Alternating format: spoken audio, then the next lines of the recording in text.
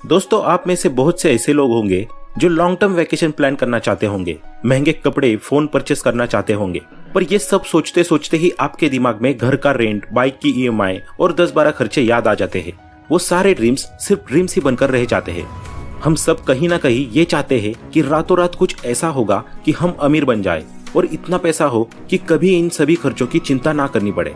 लेकिन दोस्तों, सच बताओ तो ओवरनाइट सक्सेस जैसी कोई चीज ही नहीं होती, और वो इंसान जो सक्सेसफुल या मिलेनियर है वो रातों रात सक्सेसफुल नहीं हो जाता।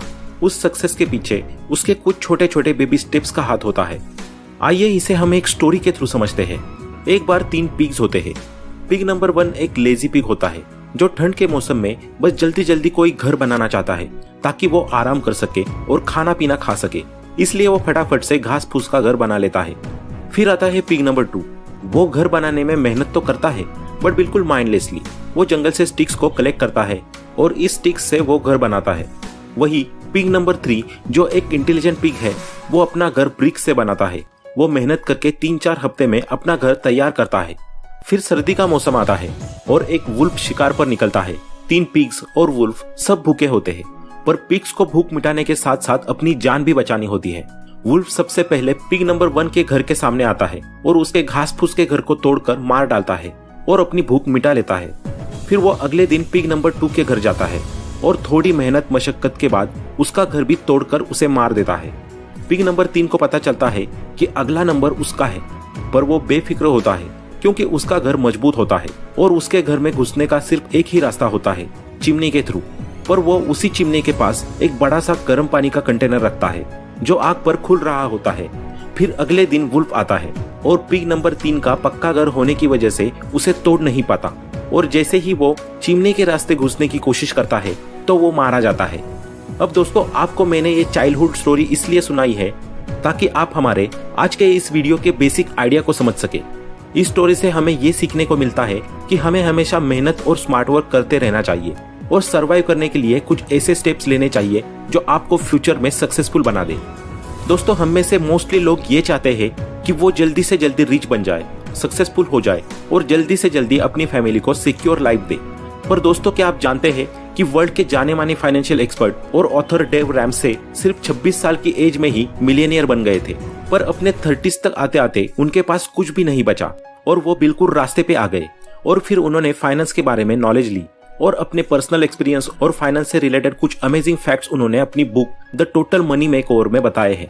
और आज के वीडियो में हम इसी बुक से रिलेटेड कुछ इंपॉर्टेंट फाइनेंशियल लेसन और कुछ बेबी स्टेप्स के बारे में जानने वाले हैं जो आपके फाइनेंशियल फ्यूचर को काफी स्टेबल और प्रॉमिसिंग बना देंगे।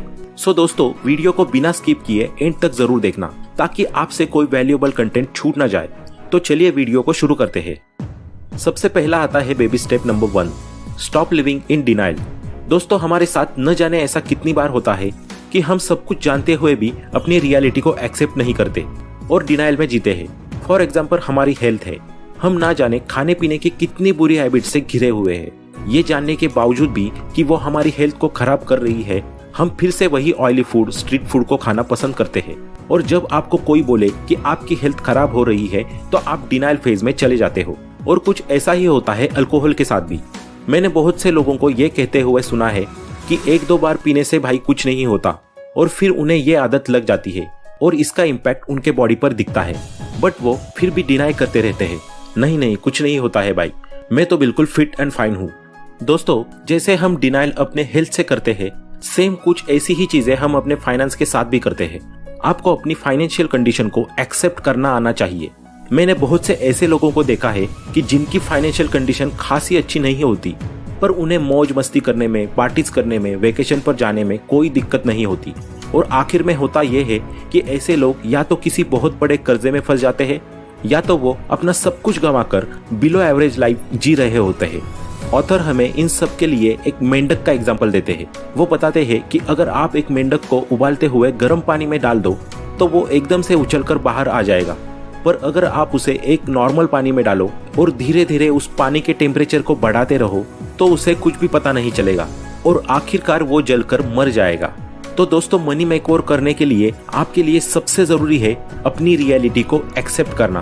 और उस रियलिटी को एक्सेप्ट करने के बाद आपको जो इम्पोर्टेंट चेंजेस करने पड़ेंगे, जो एकदम से तो नहीं बट हाँ एक ना एक दिन आपको जरूर फायदा देंगे। और ध्यान रहे कि सब चलता है इस मिथ को भूलो और सब प्रॉपर चलाना पड़ता है इस रियलिटी को एक्सेप्ट करो। नेक्स्ट है baby step number 2, create an emergency fund. Murphy's law कहता है if anything that can go wrong will definitely go wrong, यानी अगर कुछ बुरा हो सकता है और अगर उसके लिए आप तैयार नहीं हो तो डेफिनेटली बुरा होगा ही होगा। एग्जाम्पल के लिए मान लेते हैं कि अमित नाम का एक आदमी है जो एक हाई क्लास डिग्री को लेकर एक बहुत बड़ी एमएनसी में जॉब कर रहा है। अमित की सैलरी और उसका वर्क प्रोफाइल दोनों ही काफी अच्छा है, बट अमित के अंदर एक बुरी आदत है कि वो अपना कमाया हुआ पैसा बहुत ही कम सेव कर पाता है और उसे वो मोस्टली स्पेंड कर देता है और अपने परिवार की हर छोटी बड़ी खुशी तो पूरी कर देता है, पर फ्यूचर के लिए कोई इमरजेंसी फंड नहीं बनाता। वो अपने घर में सिंगल अर्नर होता है और एक दिन कुछ ऐसा होता है जिससे अमित की फैमिली पूरी तरह टूट जाती है। अमित हर सुबह की तरह कार ड्राइव करके ऑफिस जा रहा होता है और ड्राइव करते समय वो सोच रहा होता है कि यार इस वक्त मुझे कुछ हो जाता है तो मेरी फैमिली फाइनेंशियल स्टेबल कैसी रहेगी, मैंने कोई फ्यूचर प्लानिंग ही नहीं की है। वो सब कुछ सोच ही रहा होता है कि उसका एक्सीडेंट हो जाता है और उस एक्सीडेंट में उसे काफी चोट आती है, उसके हाथ और पैर की हड्डियां भी टूट जाती है। डॉक्टर उसे 4 मंथ्स का कंप्लीटली बेड रेस्ट करने के लिए कह देते हैं और उसकी जॉब भी छूट जाती है। अब ऐसे में अमित को बहुत दिक्कतों का सामना करना पड़ता है क्योंकि उसने इमरजेंसी फंड बनाया ही नहीं था और जो कुछ उसने पिछले महीने कमाया था वो हॉस्पिटल बिल्स और सर्जरीज में खर्च हो गया और नौबत तो यहाँ तक आ गई कि उसके पास अपने बच्चे की स्कूल फीस पे करने तक के पैसे नहीं बचे थे। यानी इस एग्जाम्पल से हमने ये सीखा कि अगर हमें लग रहा है कि प्रॉब्लम आने वाली है तो हमें पहले से उसके लिए तैयार रहना चाहिए और एक इमरजेंसी फंड क्रिएट करके रखना चाहिए।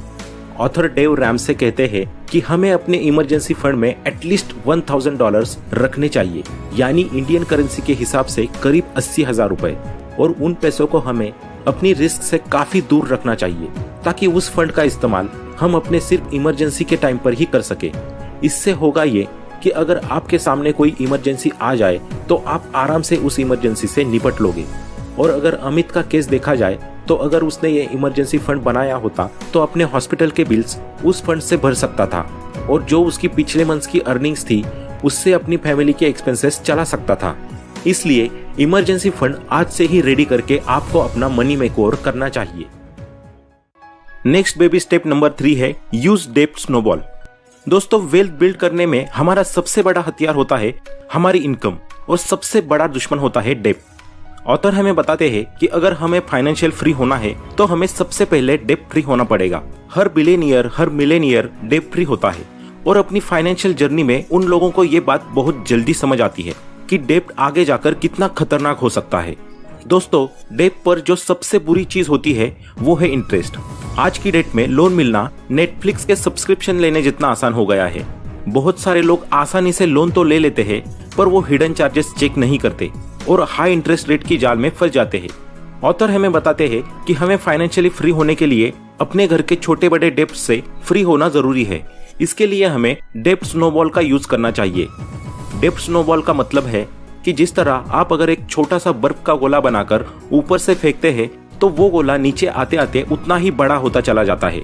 ठीक उसी तरह आपको भी अपने डेब्ट को धीरे धीरे पे करना शुरू करना चाहिए। इसके लिए सबसे पहले आपको अपने सारे डेब्ट को एक्सेल शीट या नोटपैड में लिख देना चाहिए और फिर उन सभी डेब्ट को छोटे से बड़े ऑर्डर में अरेंज कर लो। फॉर एग्जाम्पल, फ्रेंड का लोन 5,000 रुपए, मोबाइल का लोन 70,000 रुपए जिसकी मंथली EMI आती है 2,000 रुपए, कार का लोन 2.5 लाख रुपए जिसकी मंथली EMI है कुछ 6,000 रुपए। ऐसे ही 4-5 लोन की लिस्ट बना लो और अपनी मंथली पेमेंट आते ही इसमें से सबसे पहले अपने फ्रेंड वाले लोन को पे कर दो, जिससे आपका दोस्त भी खुश होगा और उसका अमाउंट भी पे हो जाएगा।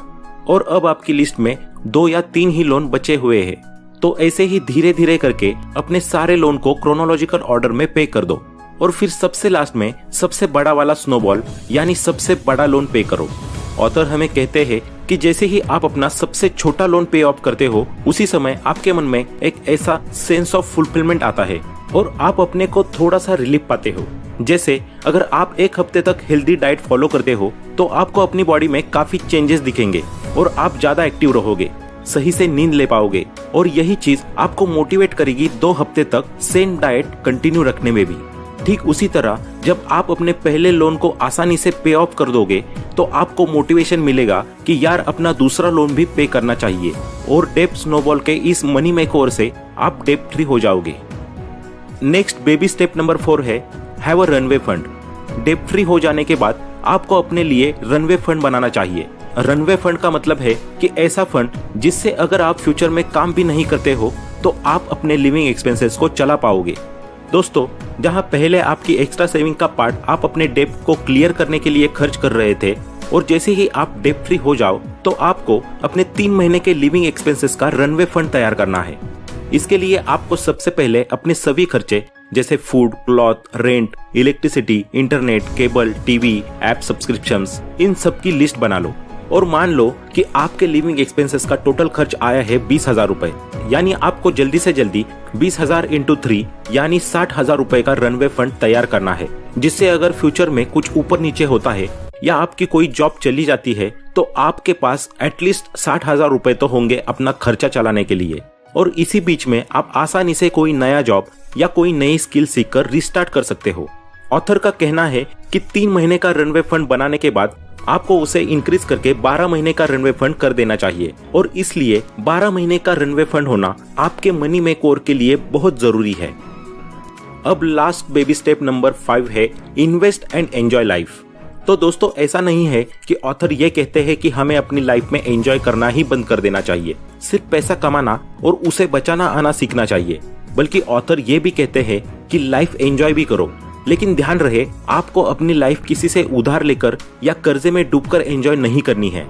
एक इंसान लाइफ फुल्ली तभी एंजॉय कर सकता है जब उसके ऊपर कोई बोझ ना हो। इसलिए ऑथर कहते हैं लॉन्ग टर्म गेम के लिए शॉर्ट टर्म सैक्रिफाइसेस करना जरूरी है, ताकि बाद में जब आप लाइफ जीने निकलो तो आपको पैसों की कोई टेंशन ना रहे और रिटायरमेंट की टेंशन ना लेनी पड़े।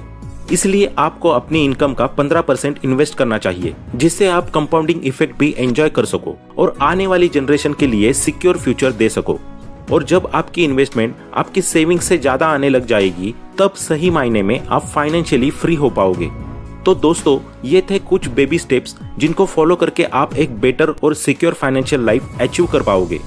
तो दोस्तों, आपको ये वीडियो कैसा लगा कमेंट में बताएं। अगर आप ये वीडियो फेसबुक पर देख रहे हैं तो फॉलो करें और यूट्यूब पर देख रहे हो तो सब्सक्राइब करें, क्योंकि हम ऐसे ही वैल्यूएबल वीडियोस आपके लिए लाते रहेंगे। Thanks for watching.